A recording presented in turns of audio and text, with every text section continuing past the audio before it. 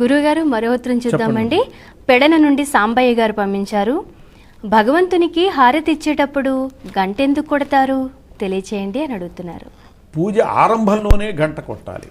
ఆగమార్థంతు దేవానాం గమనార్థంతు రక్షసాం కురు ఘంటారవం తత్ర దేవతాహ్వాన లక్షణం అని చెప్పి, ఘంటారవము దేవత ఆహ్వాన లక్షణం.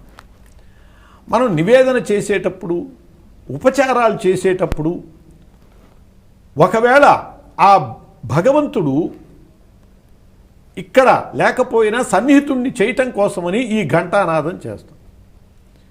అలా నివేదన సమయంలో కూడా ఘంటానాదం చేసేటటువంటి ఒక సంప్రదాయం ఉన్నది.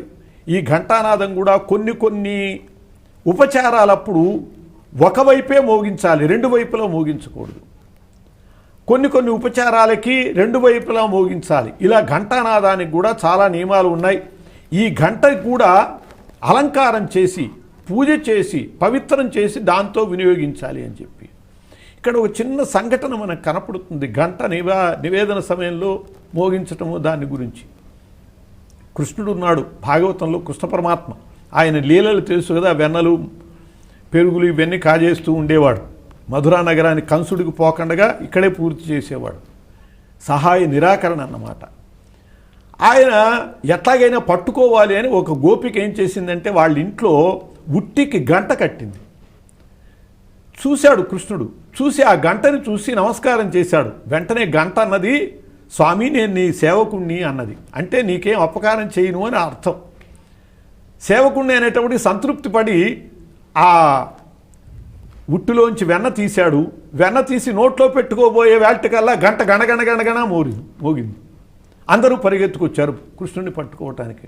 కృష్ణుడు అన్నాడు, ఏమి గంట, నాకు సేవకుణ్ణి అన్నావు, ఇలా మోగేవేమిటి అంటే, మహానుభావ నేను సేవకుణ్ణి కాబట్టి మోగాను.